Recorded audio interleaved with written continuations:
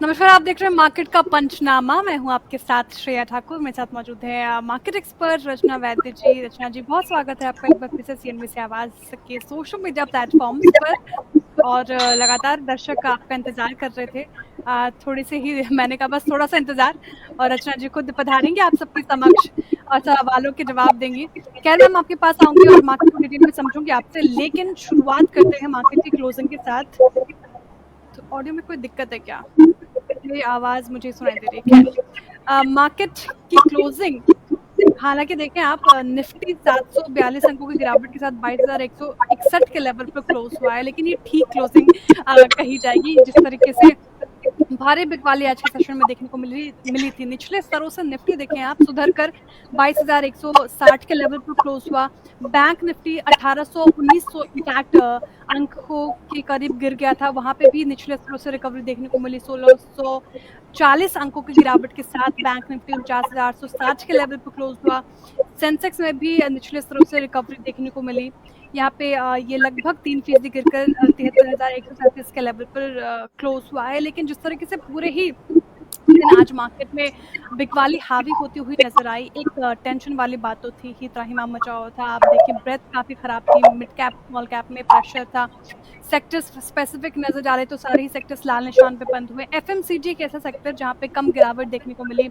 वही आईटी ने थोड़ी रिकवरी दिखाई आखिरी में जाते जाते, लेकिन आप देखिए metal pack, pharma, auto, realty सभी में भारी बिकवाली आज के सेशन में देखने को मिली। मात्र दो ऐसे स्टॉक्स जो इन ग्रीन क्लोज होने में कामयाब हुए। जाते जाते जोमेटो में एकदम से मूव आया और वो इन ग्रीन क्लोज हुआ है। और हिंदुस्तान यूनिलीवर, एफएमसीजी कुछ पैक्स जहाँ पे थोड़ी तेजी देखने को मिली थी। इनफैक्ट ब्रिटानिया, एचयूएल जैसे स्टॉक्स उसमें शामिल, वो इन ग्रीन होने में कामयाब हुआ। लेकिन लूजर्स की बात करें तो टाटा ग्रुप के स्टॉक्स आपको दिखेंगे जहाँ पे ज्यादा बिकवाली हावी होती हुई नजर आई। ट्रेंड देख लें आप, 19% आज इंटरडे में इसने गिरावट दिखाई है, और जाते जाते 16% करीब ये गिरकर क्लोज हुआ है। Tata steel, Tata Motors, JSW steel जैसे स्टॉक्स उसमें शामिल। लेकिन रचना जी, सवाल यहाँ से ये कि अगर आप कंपेयर करें निफ्टी को, सेंसेक्स को ग्लोबल मार्केट से, यूरोपियन मार्केट में, एशियन मार्केट्स में जिस तरीके से गिरावट देखने को मिली, 13% तक क्रैश हुआ मार्केट, वहां पे रिलेटिवली हमने आउट परफॉर्म किया, उतनी गिरावट यहाँ पे नहीं देखने को मिली, और जाते जाते थोड़ी रिकवरी भी आई। ये क्या एक सिल्वर लाइनिंग है? क्या इसको हम पॉजिटिव ले, या फिर अभी भी डरने की जरूरत है मार्केट में? और साथ ही दूसरा सवाल है कि कल के लिए कैसे देख रहे हैं आप बाजार को?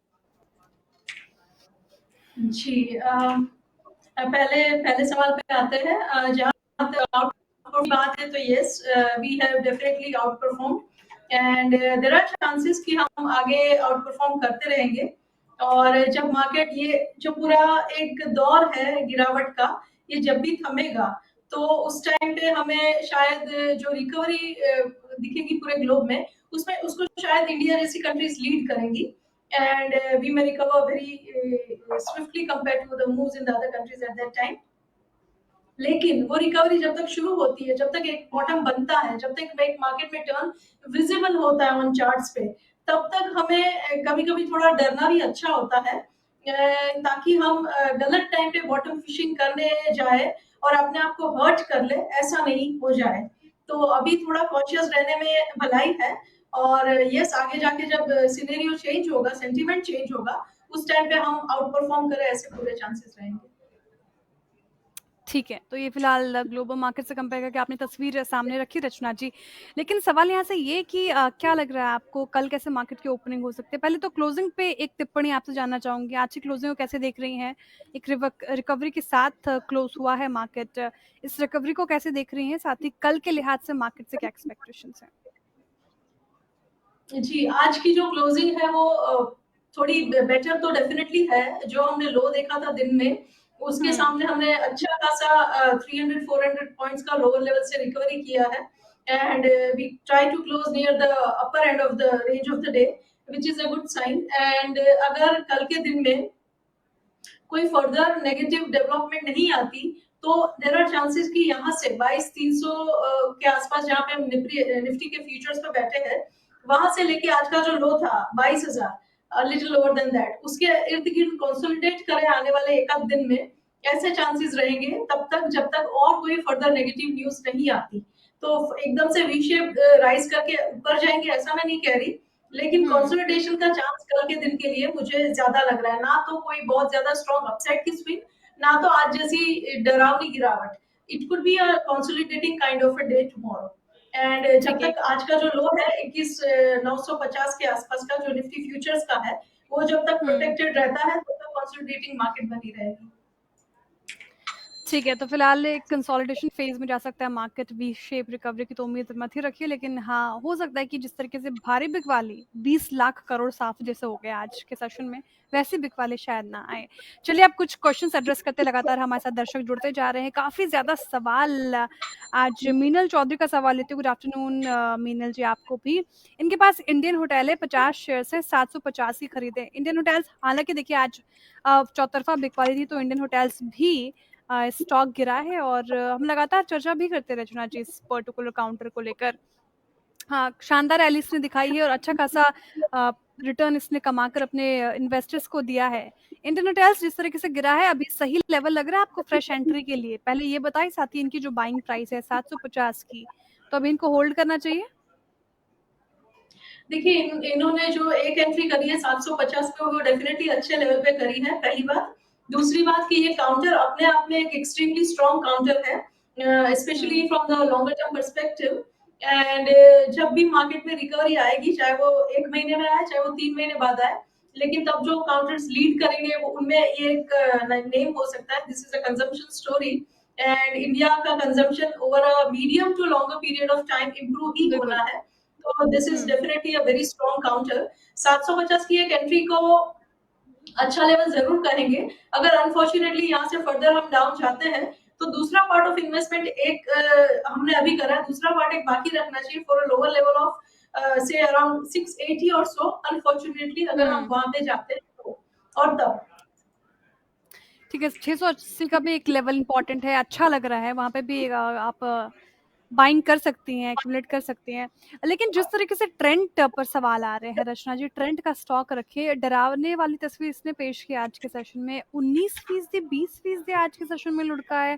इंट्राडे में इसने एकदम से गोला लगा दिया, हालांकि फिर उसने निचले स्तरों से रिकवरी दिखाई है, जाते जाते 15% के करीब करेक्ट होकर क्लोज हुआ है। Q4 अपडेट की बात करें तो एक्सपेक्टेशंस के हिसाब से नहीं है, लेकिन आप फंडामेंटली मैं अगर तस्वीर पेश करूं आपके सामने, तो जूडियो, साथ ही वेस्ट साइड को लेकर जिस तरीके से कंपनी अग्रसर होकर काम कर, एक्सपेंशन कर रही है, नई नई सिटी में वेस्ट साइड स्टोर खोल रही है, जूडियो स्टोर खोल रही है, ब्रोकरेजेस भी बुलिश नजर आ रहे हैं, ठीक ठाक टारगेट प्राइस रख रहे हैं 12 महीने के लिहाज से। लेकिन चार्ट्स पे वो दिख क्यों नहीं रहा रचना जी? काफी पेन में है यहाँ पे, जो जिन्होंने हायर लेवल पर खरीद कर 8,000 के लेवल पर खरीद कर फंस गए, उनको क्या हिदायत? देखिए हर एक न्यू बुल स्विंग का एक नया हीरो होता है, और हर एक हीरो का एक फेज होता है। तो एक जमाना था एंग्री यंग मैन का, उसके बाद जमाना आया किंग ऑफ रोमांस का। सिमिलरली टुडे बिल्कुल। We have new player in Bollywood, right? तो इसी तरीके से इसका भी एक बेस्ट टाइम था जो पास्ट में रहा है, जो करीब-करीब 2024 में खत्म हुआ है। तो नया स्विंग बनने के लिए नए दौर के बुल स्विंग में जब पहले तो मार्केट आएगी, उस टाइम पे अगर इसको उसमें लीडर बनना है, पार्टिसिपेट करना है, तो इसको 5,500 के ऊपर क्लोजिंग देनी पड़ेगी on a weekly closing basis. जब तक ये 5,500 के ऊपर नहीं निकलेगा, तब तक चांसेस है कि ये ऐसे परफॉर्म ना करे आने वाले टाइम में भी जैसे पास्ट में किया था। एक फ्रेश स्विंग बनने के लिए इस चार्ट को थोड़ा कंसोलिडेशन करके एक बेस बनाना पड़ेगा, जिसमें से अगर रैली शुरू होगी from a strong good base, तो कहीं जाके वो रैली ऐसी रह सकती है जैसी पास्ट की रैली रही है। तो पास्ट की वजह से इस स्टॉक को लेके उम्मीदें बहुत है लोगों को, लेकिन सिमिलर पैटर्न रिपीट होने के लिए some base building is required. Otherwise, new bull market may have its own new heroes. ठीक है, तो ये फिलहाल स्ट्रैटेजी ट्रेंड के ऊपर छावा बनने में भी वक्त लगेगा, क्योंकि ये ऑलरेडी बाहुबली बन के निकल चुका है। जस्ट जस्ट डायल पर काफी ज्यादा सवाल आ रहे हैं, और ये सवाल है हमारे दर्शन निकम जी पूछ रहे हैं, please provide view on just dial. Just dial का स्टॉक देखिए, इस साल में अब तक 20% से ज्यादा करेक्ट हुआ, हालांकि आज के सेशन में इसने निचले स्तरों से रिकवरी दिखाने की पूरी कोशिश है की है। पिछले साल भी इसका वाव परफॉर्मेंस था नहीं रचना जी, पिछले साल इसने नेगेटिव रिटर्न ही दिया अपने निवेशकों को, करीब करीब 13% का नेगेटिव रिटर्न। और आप 5 साल के लिहाज से देख लें तब इसने जाकर 141% का रिटर्न दिया था। कैसे देख रहे हैं जस्ट डायल को आप? जिनके पास है वो भी क्या करें? हालाँकि इन्होंने खरीद भाव नहीं रखा बताया, लेकिन व्यू माँग रहे हैं जस्ट डायल पे। ओवरऑल व्यू क्या रहेगा? देखिए ये एक ऐसा काउंटर कह सकते हैं जिसमें लॉन्ग टर्म में भी देखा जाए तो पैसा कुछ खास बना के दिया नहीं है काउंटर ने। Other than if you really were good enough to time the market, तो हर retail investor time the market नहीं कर सकता, ना हम उनसे ये उम्मीद करते हैं। अगर लेके बैठे रहे और पैसा बना, ऐसा इस काउंटर ने नहीं किया है। 2017 में जहाँ पे था उसी के आसपास रहा है for a majority period of time from 2017 to current times. तो ये कंसोलिडेशन फेज में था और है, और ये तब तक कंसोलिडेशन में रहेगा जब तक ये 1000 को क्रॉस नहीं करेगा। इसकी स्ट्रेंथ अब तब नजर आएगी जब ये 1000 के ऊपर क्लोजिंग देना शुरू करेगा डे बाय डे। तब तक दिस रिमेन्स रेंज बाउंड। ठीक है, फिलहाल ये रणनीति आप जस्ट डायल पर अपनाएं। और काफ़ी ज़्यादा सवाल आप देखें तो टाटा मोटर्स पर भी आ रहे हैं। जिस तरीके से 10% का डेंट पड़ा है आज इस पर्टिकुलर काउंटर पे। टाटा ग्रुप के मैक्सिमम स्टॉक्स, इनफैक्ट निफ्टी 50 के 6 स्टॉक्स देखें आप तो सभी में भारी बिकवाली। टाटा मोटर्स उसमें से एक देखिए, 10% का डेंट पड़ा हुआ। और खबर ये थी कि JLR के यूएस शिपमेंट को हॉल्ट पे कर दिया है कंपनी ने, जिस तरीके से टैरिफ वॉर प्ले हो रहा है। कैसे देख रही हैं टाटा मोटर्स? इसने भी बहुत रुलाया है, बहुत ही ज़्यादा। 600 का भी स्तर तोड़ के अब 580 के लेवल पे आ गया रचना जी। क्या दिन आएंगे अब इसके, या फिर अब जिन जो लॉस है वो लॉस भी बुक करके चले जाएं यहाँ से? क्या करना चाहिए? देखिए इस लेवल पे लॉस बुक करना, हम अगर कह भी दें it's not going to be easy for people. अगर निकलना ही था इसमें से तो बहुत पहले निकल जाना चाहिए था, जब ये 1000 को तोड़ने लग गया। अब ये 550 के ज्यादा नजदीक है, जहाँ पे कंजेशन जोन भी है। तो मेरे हिसाब से अब निकलने का, अब इतना पेन ले लिया तो अब निकलने के लिए this is not the right time. बिल्कुल। और यहाँ से मैं ये नहीं कहूंगी कि ये टर्न मारेगा, ये हो सकता है थोड़ा और फर्दर डाउन जाए।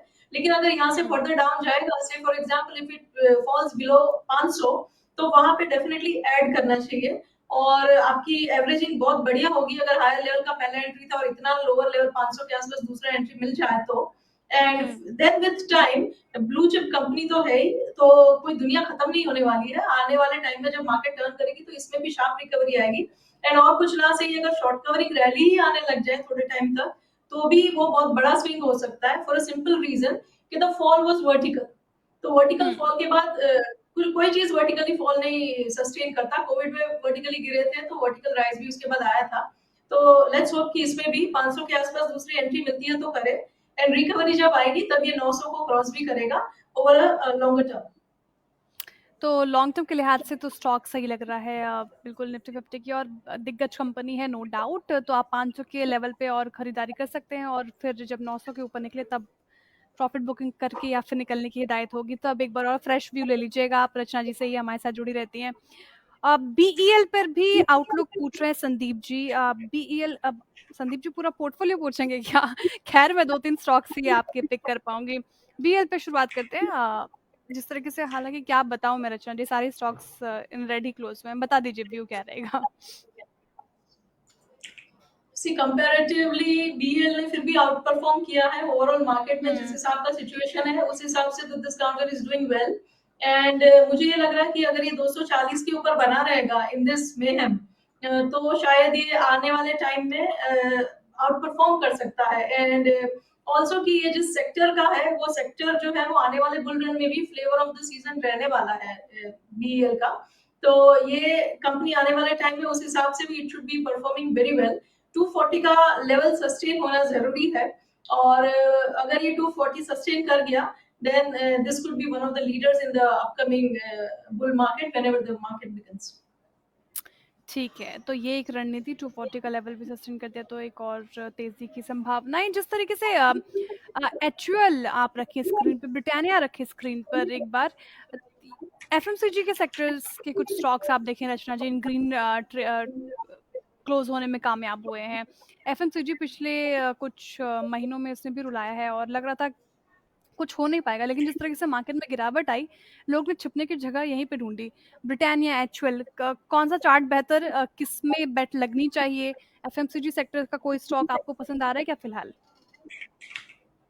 देखिए, एचयूएल की जहाँ तक बात है, तो ये काउंटर में एक part of investment current level पे ज़रूर करना चाहिए, व्हिच इज़ 2250 का लेवल। और अगर ये 2000 को सस्टेन कर गया इस मेहम में, देन ये एंट्री लेवल हमें काफ़ी फ़ायदे कारक रह सकता है। अगर 2000 तक गया भी, तो वहाँ पे दूसरा पार्ट ऑफ इन्वेस्टमेंट कर सकते हैं। But for once, one portion of investment at current level is definitely a good idea. और जिस हिसाब से ये बहुत सारी एफएमसीजी कंपनीज क्रूड वगैरह को इनपुट पे भी यूज करती है, as and when the crude goes lower, तो उनको उस मेटल में भी फंडामेंटली फायदा होता है। और ये सेक्टर काफी गिरा हुआ है ऊपर के लेवल से, तो उस हिसाब से भी quite ripe are the current levels for a good entry, safer entry. तो एक पोर्शन ऑफ इन्वेस्टमेंट इसमें करंट लेवल पे जरूर करना चाहिए as far as FMCG counters are concern. And Britannia के स्पेसिफिक लेवल्स की अगर बात करें, तो उसमें हम 5050 के करीब-करीब बैठे हैं। ऑन एनी बैड डे, जब यहाँ पे आपको फॉल मिलता है आने वाले दिनों में, तो one portion of investment even in Britannia can certainly be a good idea. फिलहाल ये स्ट्रैटेजी ब्रिटानिया एक सही स्टॉक लग रहा है। वैसे आईओसीएल पे भी काफ़ी सवाल आ रहे हैं रचना जी, जैसे कि ब्रेंट क्रूड आप देखें जिस तरीके से गिरा है, ये अपने 4 साल के निचले स्तर पर है। इस एक तबका है जो कह रहा है कि ब्रेंट क्रूड का इतना गिरना कोई पॉजिटिव बात नहीं है। हालाँकि इंडियन इकोनॉमी बूस्ट होती है क्योंकि 85% इम्पोर्ट पे ही डिपेंड करती है इंडियन इकोनॉमी। आईओसी जैसे स्टॉक्स को फ़ायदा होता दिखेगा क्या आपको? क्या लग रहा है? चार्ट्स क्या इंडिकेट कर रहे हैं फिलहाल? देखिए, जो ब्रेंट की भी अगर बात करें, तो ब्रेंट में जो गिरावट है वो थोड़ी फर्दर भी जा सकती है डाउन साइड पे। एंड अगर ग्लोबली जैसे रिसेशन की भी बात हो रही है, तो वो भी अगर होता है, तो भी ये कंजम्पशन एंड डिमांड इसकी भी डाउन जाती है, तो अगेन इसका क्रूड का प्राइस और डाउन जा सकता है for that reason as well. Chart तो ऑलरेडी दिखा रहा है। और उन सबको ध्यान में रखते हुए अगर हम आईओसी की बात करें, तो IOC, BPCL, HPCL, those companies who are using this as an input could be at an advantage in the coming times. And overall market का सेंटीमेंट जैसे ही थोड़ा सा स्टेबलाइज भी होता है, तो वो एडवांटेज जो है वो चार्ट पे प्ले आउट होता है, वो प्राइस में दिखने लगना चाहिए। आईओसी की स्पेसिफिकली बात करें, तो 112 is a big support. And अगर 112 होल्ड कर गया, तो this counter can give you an upswing which can take the prices as high as 145 or 150. ठीक है, ये फिलहाल स्ट्रैटेजी आईओसी में अपना। एक आखिरी सवाल रचना जी, फिर वाइंड अप करने की ओर बढ़ेंगे हम। और एमडी नायर जी पूछ रहे हैं, हेलो मैम, हेलो नायर जी, कह रहे हैं पिछले दिसंबर से अब तक मेरा 40 लाख का निफ्टी नेक्स्ट 50 का पोर्टफोलियो 32 लाख पर आ गया है। 40 लाख का इनका पोर्टफोलियो था जो कि 32 लाख पर आ गया है। काफ़ी नुकसान में है। प्लीज़ सजेस्ट मी रोया हसू। क्या करना चाहिए? ऐसे में हिम्मत कैसे बढ़ाई जाए रचना जी? अभी काफ़ी ज़्यादा नुकसान में 10 लाख रुपए से के करीब ये नुकसान में है। तो यहाँ से बेटर अपॉर्चुनिटी ढूँढे, अच्छे स्टॉक्स में एक्यूमुलेट करके निचले स्तरों पे बाइंग करके एसआईपी के ज़रिए इन्वेस्ट करके उस मुकाम तक पहुँचे, या फिर एकदम हिम्मत हार जाए? थोड़ी हिम्मत बढ़ाने वाली बात आपकी तरफ से। जी, मार्केट में दो ही तरीके हैं पैसे बनाने के। या तो you start timing the market. जो लोग टाइमिंग द मार्केट करते हैं, even as a long term player, you can time the market by the way. तो अगर लॉन्ग टर्म भी है आप, तो थोड़ा टाइमिंग पे ध्यान दीजिए, तो आपको ये जो पेनफुल सिनेरियोज है उसमें से थोड़ा आपको रिलीफ मिलेगी। So many people I know, they exited their portfolios, long term वाले भी, in the month of October and November last year.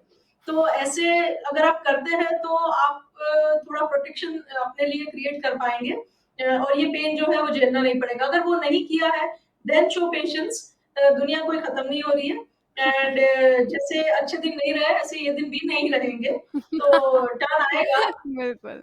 और 25-28% गिरावट हो जाती है पोर्टफोलियोज में। लॉन्गर टर्म प्लेयर्स अगर बाय एंड होल्ड स्ट्रेटजी रखते हैं, तो उनको इतना तो बफर अपने लिए क्रिएट करके रखना पड़ेगा, और इतना डाइजेशन पावर तो चाहिए होगा। Nothing wrong, nothing is lost. Nothing is lost. Have patience. और change is the only constant, Nair ji. और ये is the law of nature. तो हिम्मत रखें आप, और जिस तरीके से ये इनफैक्ट ये आपके पोर्टफोलियो का हाल नहीं होगा, ये तमाम जो हमारे इन्वेस्टर्स होंगे लॉन्ग टर्म के लिहाज से भी, उन सबका पोर्टफोलियो ऐसा ही कुछ तस्वीर बयां कर रहा होगा। तो थोड़ा हैव पेशेंस, हिम्मत जुटाएं। और हम तो यही आपके साथ बने रहते हैं और आपकी मदद करने में के लिए हाजिर रहते हैं। जैसे रचना जी भी मार्केट आवर्स के बाद, जिनको बिल्कुल पसंद नहीं लैपटॉप देखना 3:30 के बाद पहली बार का तब आपके लिए आई हैं और आपके तमाम सवालों के जवाब दिया है। बहुत शुक्रिया मैम, हमारे साथ जुड़ने के लिए, तमाम सवालों के जवाब देने के लिए। दर्शकों का भी बहुत-बहुत आभार है सादात में हमसे जुड़ने के लिए, अपने सवाल पूछने के लिए। जिनके भी सवाल रह गए होंगे, कल फिर से एड्रेस करने की कोशिश करेंगे। तब तक के लिए आप देखते रहिए CNBC आवाज़। नमस्कार।